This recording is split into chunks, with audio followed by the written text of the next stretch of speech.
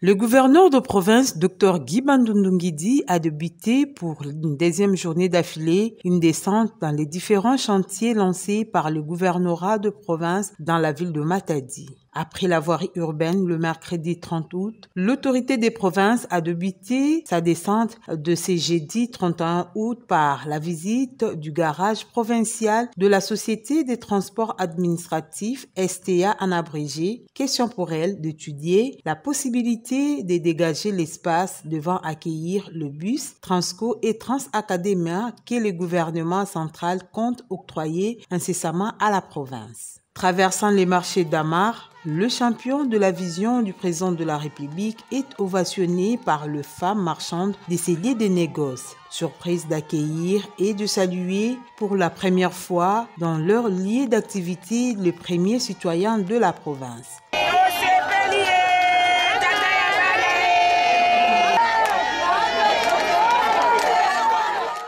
Destination, le cercle multidisciplinaire d'Amar où s'exécutent les travaux de construction du stadium de basketball, handball et un gymnase pour les sports de combat. Sur place, le chef de l'exécutif provincial qu'accompagnait les délégués de la Cour des comptes en mission au Congo central reçoit des explications de la part du directeur général de l'entreprise Betsalel Engineering Services, BES en sigle, sur l'état d'avancement de travaux. Faisant d'une pierre deux coups, le premier sportif de la province visite également le terrain de football du stade d'Amar qui va subir très prochainement un gros lifting dans le cadre de sa modernisation. Tout juste après, l'autorité provinciale et sa suite s'en vont visiter le chantier du complexe commercial moderne de Matadi, mieux connu sous l'appellation de Marché Sud, dans la commune de Matadi. Ici, l'entreprise Mango International a déjà sorti des terres la superstructure de cet édifice qui sera doté d'une chambre froide moderne pour la conservation dans les meilleures conditions de vivre frais. L'avant-dernière étape de cette randonnée, le chantier du stade Lumumba où les travaux de finissage poursuivent leur bon nombre de chemins en attendant la pose très prochaine de la charpente métallique devant accueillir la toiture et l'aménagement de l'RDG. La visite de la morgue de l'hôpital provincial de référence de Kinkanda a constitué le point de chute de ces marathons d'inspection et de travail.